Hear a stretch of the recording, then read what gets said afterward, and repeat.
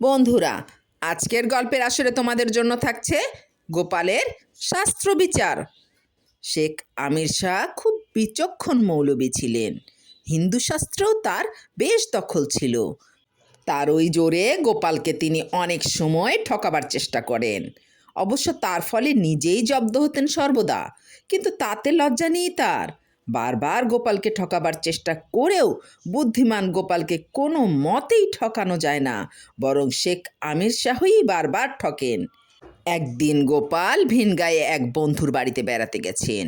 শেখ আমির শাহ সেই বন্ধুর বাড়িতে সেই দিন নিমন্ত্রিত। গোপাল গিয়ে বন্ধুর বাড়িতে পৌঁছে দেখেন শেখ আমির শাহ ভোজনে বসেছেন।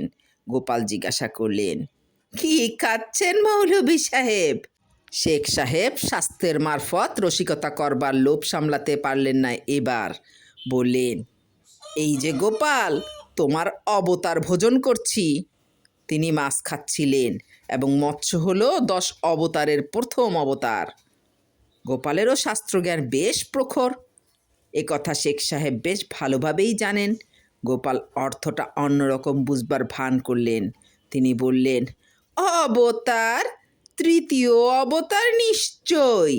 শেখ সাহেব তবা তবা করে লাফিয়ে উঠলেন ভোজন ত্যাগ করে।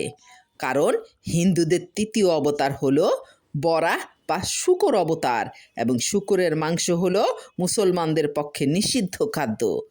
বেশি জব্দ হয়েই সেদিন শেখ সাহেবকে উপসেই থাকতে হলো, কারণ তিনি সেদিন আর কিছু খেতে পারলেন না। এদিকে গোপাল বন্ধুর বাড়িতে বেশ পেট ভরেই খেয়ে মুচকি মুচকি হাসতে হাসতে বিদায় নিলেন।